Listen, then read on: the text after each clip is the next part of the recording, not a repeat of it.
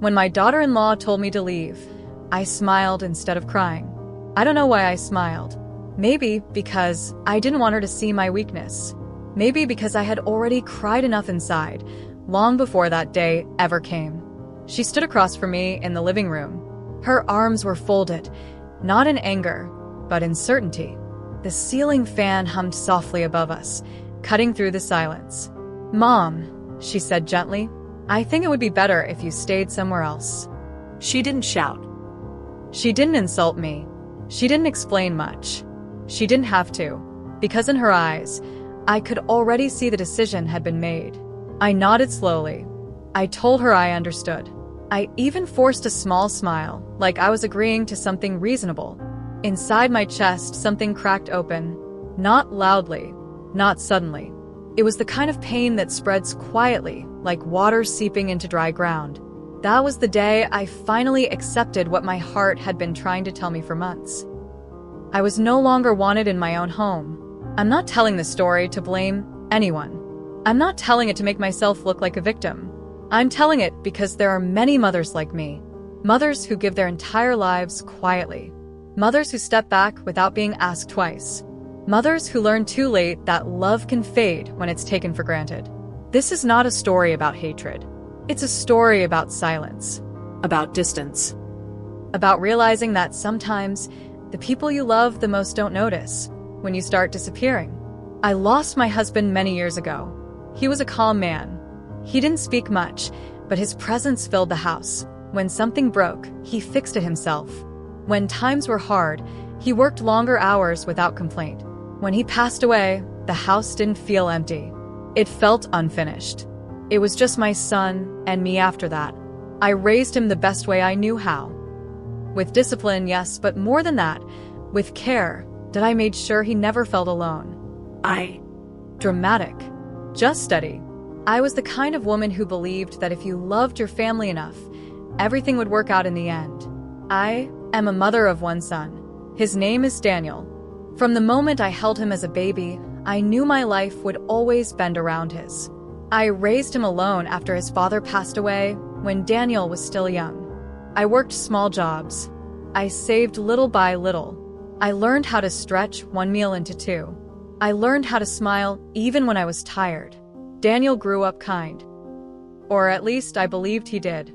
He was polite. He hugged me every morning before school. When he left for college, the house became too quiet and I kept his room just the same. His books on the shelf. His childhood drawings still pinned to the wall.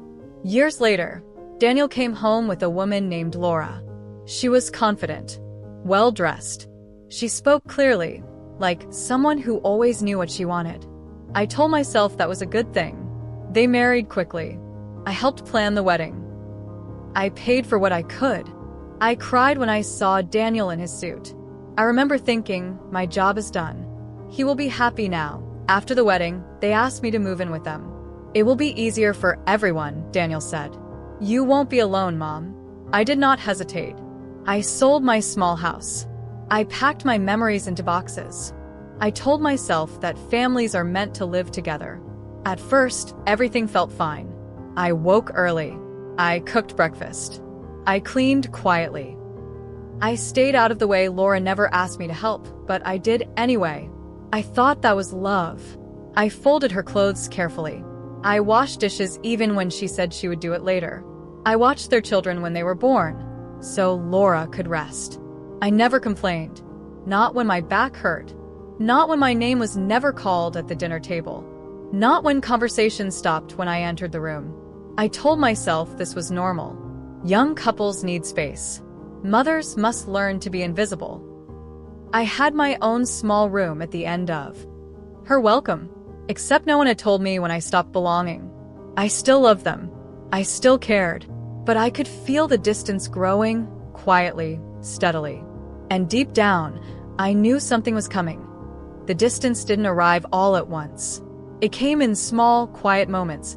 Moments that were easy to ignore if you didn't want to see them. Moments that felt harmless on the surface, but heavy in the heart. I tried to tell myself I was imagining things. I told myself I was being sensitive. After all, I was older now. I didn't want to become the kind of mother-in-law people complain about. So I stayed silent. The kitchen used to be my place. Not because I owned it, but because I understood it. I knew where everything was. I knew how the light came in through the window in the morning. I knew how much salt the soup needed without tasting it. After she came, the kitchen changed. She started rearranging things. The spices were moved. The plates were stacked differently. One morning, I reached for the sugar and couldn't find it. She noticed me searching and said softly, "I moved it. It makes more sense here." I nodded and said nothing. It wasn't about the sugar. It was about being moved without being told. Slowly, my cooking became a problem. She didn't say it directly. She never did. She would say things like, "I'm trying a new diet," or "I think we should eat lighter food." Sometimes, after I cooked, they would order food from outside. I would sit at the table and eat what I made alone. I told myself, at least they are eating. But each time, a small part of me felt pushed aside. MY's son changed too. Not in a loud way. Not in a cruel way. He stopped looking at me when I spoke. He started checking his phone more often. When I tried to talk to him privately, he seemed distracted. "Ma, we'll talk later," he would say. Later rarely came. I reminded myself that he was busy. Work, marriage, responsibilities. Still, the quiet hurt. There were days when I felt like I was walking carefully in my own home. I started watching my words, my movements, my timing. I waited before entering rooms. I knocked on doors I never had to knock on before. Sometimes I would hear them talking and stop myself from joining. I didn't want to interrupt. I didn't want to be a burden. That word, burden, it settled in my mind without permission. One evening, we all sat together in the living room. The TV was on, but no one was watching it. I tried to start a conversation. "I was thinking of visiting your aunt next week," I said. My daughter-in-law glanced at my son before replying. "That might be difficult," she said. "We were planning something." "What were you planning?" I asked gently. She smiled, but her voice stayed firm. "We'll let you know." The conversation ended there. I felt like a child asking for approval. Another time, I overheard her on the phone. She was in the bedroom, the door half open. "I didn't expect it to be like this," she said. "I thought it would be more private." She paused, listening. "Yes," she continued. "It's hard to adjust." She didn't say my name. She didn't have to. I walked back to my room quietly. That night, I didn't sleep. I began spending more time alone. I read old letters, looked through photo albums, pictures of my son as a child, birthday candles, school uniforms. In every picture I was there, smiling, standing just behind him. I wondered when I stopped being part of his future and became part of his past. There were no arguments, no harsh words. That almost made it worse, because there was nothing to defend myself against, nothing to fix, just a growing sense that I was no longer needed. One morning, I accidentally broke a cup. It slipped from my hands and shattered on the floor. The sound echoed louder than it should have. She rushed in, looked at the mess, and sighed. "I'll clean it," I said quickly, bending down. She stopped me. "It's okay," she said, "but please, be careful next time." Her words were polite. Her tone was calm. But something in the way she said it made me feel small, like I was becoming a problem to manage. I started eating less, sleeping less, thinking more. I replayed conversations in my head, wondered what I had done wrong. Had I said too much? Too little? Had I crossed a line without knowing it? No one told me, and that silence was heavy. The house felt different now. Laughter came from behind closed doors. Plans were made without me. Decisions happened quietly.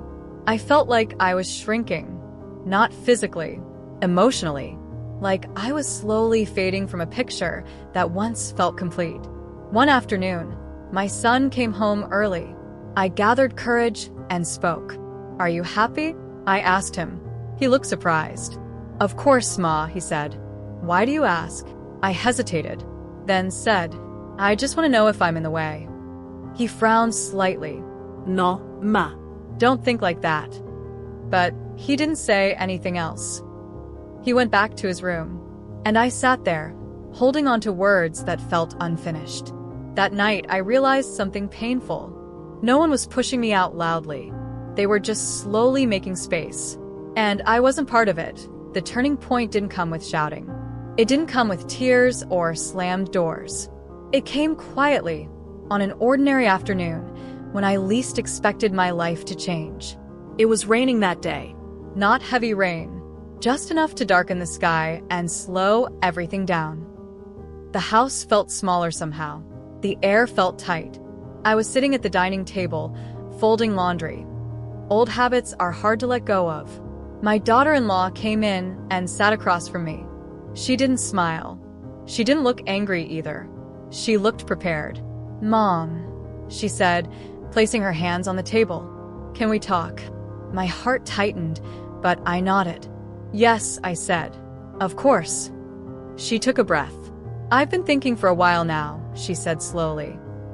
"And I feel like this living arrangement isn't working." I didn't speak. I didn't know what to say. She continued. "I need my own space," she said. "Our own space." I stared at the folded clothes in front of me. "I understand," I whispered. But she wasn't finished. "It's not about disrespect," she said quickly. "You've done nothing wrong." Those words should have comforted me. Instead, they hurt more. Because if I hadn't done anything wrong, then why did I feel like a problem? She looked at me carefully, like she was choosing each word. "I think it would be better if you stayed somewhere else," she said. "Maybe with a relative. Or even on your own." There it was. Clear. Simple. Final. I felt my chest tighten, but my face stayed calm. I nodded. "If that's what you feel is best," I said. She relaxed slightly, as if she had been holding her breath. "I hope you understand," she added. "It's just how things are now." I wanted to ask her something. I wanted to ask when now began. When I stopped belonging. But the words stayed stuck in my throat. My son came home later that evening. She spoke to him first. I could hear their voices from the other room. Low. Careful. I sat on my bed and waited. After a while, he came in. He didn't sit down. He stood near the door. "Ma," he said. "She told me about the conversation." I nodded. "I don't want any problems," he continued. "You know how things are." I looked at him. "I raised you," I said softly. "I know how things are." He looked away. "I just want everyone to be comfortable," he said. Comfortable. That word echoed in my mind. I realized something then. My comfort was no longer part of the conversation. That night, I packed slowly. Not because I had to leave immediately, but because my heart had already left the house. I folded my clothes neatly, the same way I always had. I touched old belongings. Small things. A scarf. A photograph. A letter from my husband.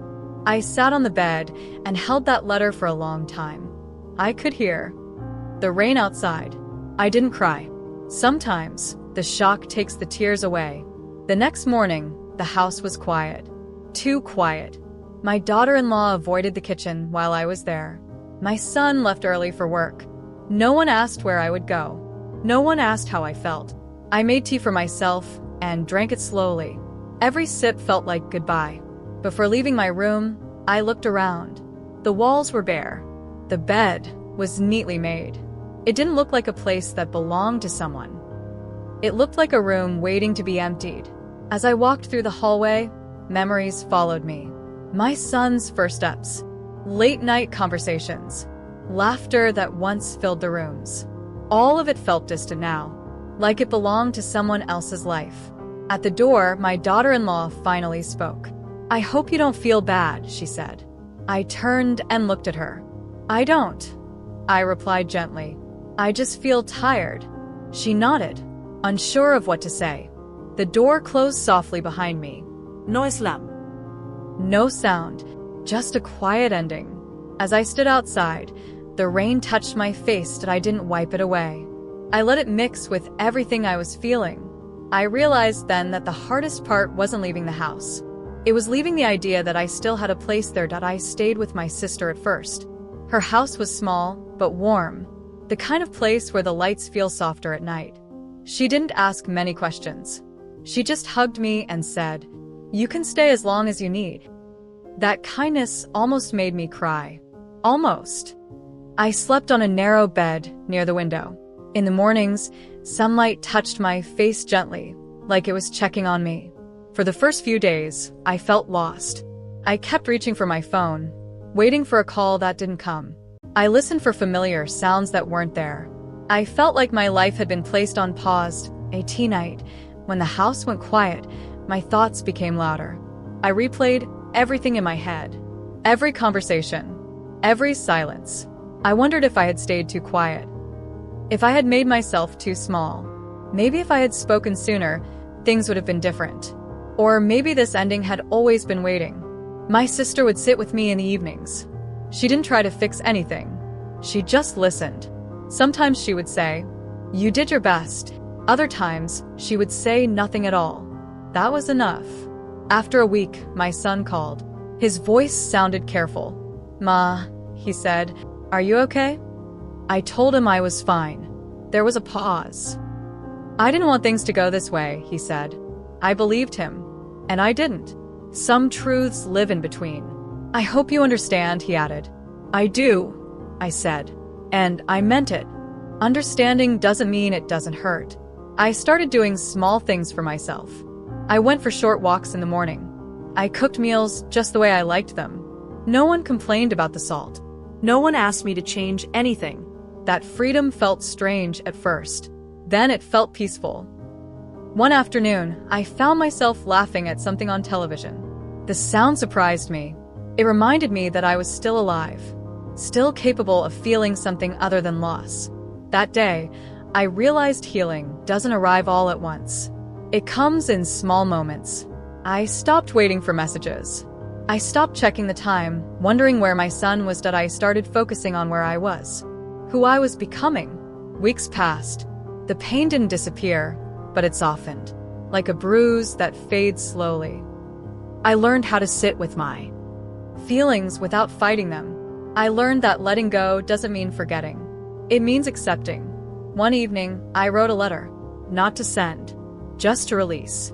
I wrote everything I never said, everything I swallowed. Then I folded the paper and put it away. Some words don't need an audience. I realized something important. I had spent my whole life being strong for others. Now, it was time to be gentle with myself. Time is a quiet way of teaching us things. It doesn't rush. It doesn't explain itself.